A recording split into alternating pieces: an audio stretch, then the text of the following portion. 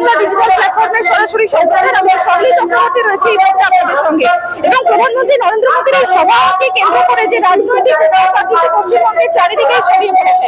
আমরা এই মুহূর্তে রয়েছে অশোকনগরে এবং অশোকনগরের যে হরিপুর মাঠে যেখানে সভা হচ্ছে মোদীর, সেখানে প্রচুর নেতৃত্বরা ইতিমধ্যেই উপস্থিত রয়েছেন। আমার সঙ্গে এই মুহূর্তে এখানে রয়েছেন দেগঙ্গা বিধানসভা কেন্দ্রে যিনি বিধায়ক এখন রয়েছেন শাসক দলের রহিমা বিবি। তার বিরুদ্ধে তিনি বিধানসভা নির্বাচনে প্রতিদ্বন্দ্বিতা করেছিলেন দীপিকা দি।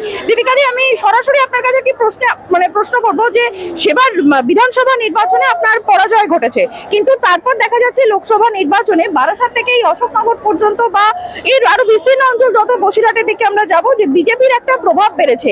তখনের থেকে কি এখন আপনারা সংগঠনকে আরো মজবুত করতে পেরেছেন? হ্যাঁ, তখনকার থেকে এখন আরো সংগঠন মজবুত হয়েছে, আমরা প্রত্যেকটা মানুষের কাছে পৌঁছাতে পেরেছি। আর আশা রাখবো এইবার আমাদের দেগঙ্গা বিধানসভা থেকে ভালো ভোট আমরা একটা কালেকশন করতে পারবো।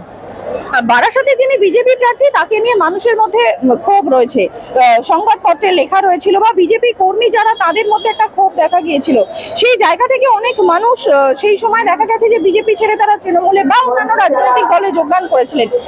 কোথাও গিয়ে কি একটু ভিত নড়বড়ে হয়েছে বলে মনে করছেন? না, এতে কোনো ভিত নড়বড়ে হয়নি, কারণ বিরোধীদের চক্রান্ত যে এবার বুঝতে পেরেছে স্বপনদা একটা ভালো ক্যান্ডিডেট, আর স্বপনদা দাঁড়ালে আমাদের যে এখন এমপি ক্যান্ডিডেট আছেন তার সঙ্গে ভালো রকম ফাইট হবে। সেই জন্য তাদেরকে কিছু প্রলোভন দেখিয়ে বা তাদেরকে বিভিন্ন করে আমাদের ক্যান্ডিডেটকে একটা বদনাম বা কালিমা লিপ্ত করার চেষ্টা করেছে। কিন্তু এইসবে আমাদের দেগঙ্গাবাসীরা কোনো রকম ভাবে বা সার্বিকভাবে বারাসাতের লোকজনও এতে ভুলবে না। এবার আমাদের দেগঙ্গা বিধানসভা থেকে আর বারাসাত লোকসভা থেকে মানে সব দিক থেকে আমাদের স্বপনদা এবার এগিয়ে থাকবে, বিপুল ভোটে জয়যুক্ত হবে। 7 দফা নির্বাচন ঘোষণা করেছেন নির্বাচন কমিশনের তরফ থেকে, কিন্তু তারপর আপনারা ডোর টু ডোর মানুষের কাছে পৌঁছেছেন, ক্যাম্পেইন করেছেন, মানুষের কাছে ভোট চেয়েছেন। আপনাদের মানে ভোট চাওয়ার ক্ষেত্রে মূল বক্তব্য কি ছিল?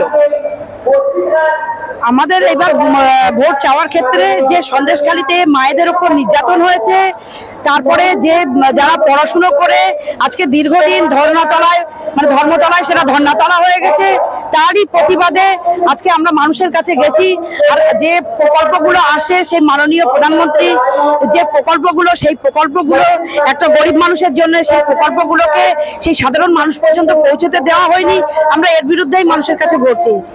কি মনে হচ্ছে মানুষের থেকে সারা কিরকম পাচ্ছেন, বিশেষ করে মহিলা ভোট, যেখানে লক্ষ্মীর ভান্ডার থেকে শুরু করে স্বাস্থ্যসাথী, রাজ্যের শাসক দল মহিলা কেন্দ্রিক একাধিক প্রকল্প চালু করেছে এবং বলা হচ্ছে যে এই প্রকল্পগুলি মমতা বন্দ্যোপাধ্যায়কে অনেক মাইলেজ দেবে।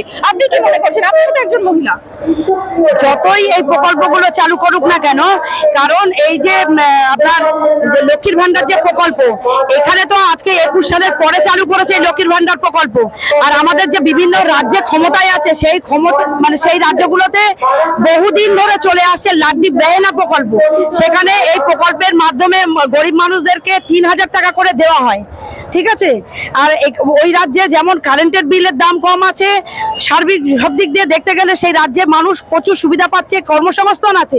সেই জায়গায় দাঁড়িয়ে আমাদের এই রাজ্যে আমরা দেখতে পাচ্ছি যে কোনো কর্মসংস্থান নেই। শুধু লক্ষ্মীর ভান্ডার যেমন 1000 টাকা দিচ্ছে, তেমনি কারেন্টের বিল আমরা 9.5 টাকা করে বিল দিতে হচ্ছে। তারপরে যে আলুর যে কেজি আমরা 30 টাকা করে কেজি কিনে খাচ্ছি। সেই জায়গায় দাঁড়িয়ে বলবো এই রাজ্যের মানুষ নিজেদের টাকাই মানে এক প্রকার ভাবে ঘুরিয়ে মানুষকে দেওয়া হচ্ছে। এখানে কিন্তু রাজ্যের মুখ্যমন্ত্রী বারবারই বিজেপির দিকে অভিযোগ তুলছেন, বলছেন কেন্দ্রের কারণে এই আকাশ ছোঁয়া মূল্য বৃদ্ধি, তেলের দাম বাড়ছে, গ্যাসের দাম বাড়ছে, সবকিছুর দাম বাড়ছে। এবং কয়েকদিন আগে প্রধানমন্ত্রী নরেন্দ্র মোদী গ্যাসের দাম কমিয়েও ছিলেন, সেখানেও কিন্তু প্রশ্ন উঠছে যে ভোটের পরে এই দাম আরো দ্বিগুণ বাড়ানো হবে। কি বলবেন? ভোটের পরে এই দাম বাড়ানো হবে না, যেটা আছে সেটাই থাকবে। কারণ দিদি বুঝতে পেরে গেছে ওনার পায়ের তলা দিয়ে মাটি অলরেডি সরে গেছে। এইবার পায়ের তলা দিয়ে মাটি ওনার সরে গেছে। আর যে ভর্তুকিটা, যেটা গ্যাসের যে ভর্তুকি সেন্ট্রাল গভর্নমেন্ট দিচ্ছে, সেই ভর্তুকিটা উনি যেটা রাজ্য সরকারের থেকে সেই উনিও কিছু ভর্তুকিটা ছাড়ুক না, ছাড়লে তো আরো গ্যাসটার দাম কমে যায়, মা বোনেরা আরো সুযোগ সুবিধা পায়।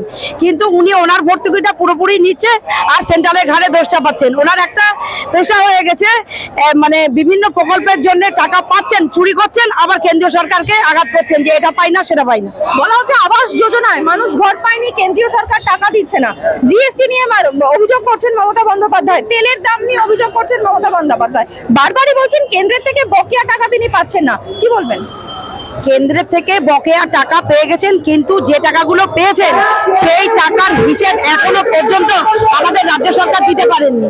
এবার স্বাভাবিক কথায় যদি যে টাকাটা পাঠিয়েছেন সেই টাকার যদি হিসেব না দিতে পারেন তাহলে কেন্দ্রীয় সরকার কিভাবে তার পরবর্তী টাকাটা দেবে? আর যে আবাস যোজনার ঘরের টাকা, সে মানুষদের ঘরের টাকা ঢোকানো হয়েছে, কিন্তু যে বেনিফিশিয়ারিকে টাকা দেওয়া হয়েছে সেই বেনিফিশিয়ারি থেকে টাকা তুলে নেওয়া হয়েছে, নিয়োগ পর্যন্ত তাকে ঘরটা করে দেওয়া হয়নি। কাটমানি খাওয়া হয়ে গেছে, সে তাদেরকে ঘর করে দিতে পারছে না। এবার সাধারণ মানুষকে বোঝাতে গেলে কি করবেন? সাধারণ মানুষকে বোঝাতে গেলে তো তাদেরকে ধারকে দিতেই হবেন যে আমরা কেন্দ্র থেকে টাকা পাচ্ছি না, বকেয়া টাকা আমরা পাচ্ছি না। আমার শেষ প্রশ্ন, গোটা লোকসভা রাজ্যে যে লোকসভা নির্বাচন হচ্ছে 42টি কেন্দ্রে লড়াই হচ্ছে, কতগুলো আসন পাবেন বলে আশাবাদী রাজ্যে? আমাদের এই রাজ্যে আমরা 25টা আসন কনফার্ম আমরা পাবো। আর বারাসাত আর বসিরহাট লোকসভাকে জিততে পারবে? বসিরহাট এইবার জিতছে, জিতবে। অনেক ধন্যবাদ। আমরা কথা বলছিলাম দেবিকাটির সঙ্গে, তিনি আশাবাদী এবারে বারাসাত এবং বসিরহাট লোকসভা কেন্দ্র সহ আরো 25টা আসনে তারা জয়যুক্ত হবে। দেখতে থাকুন, সঙ্গে থাকুন, রেজাল্ট বলবে কোন দিকে পাল্লা ভারী। অঙ্কিত মুখার্জির সঙ্গে সহিত চক্রবর্তীর রিপোর্ট।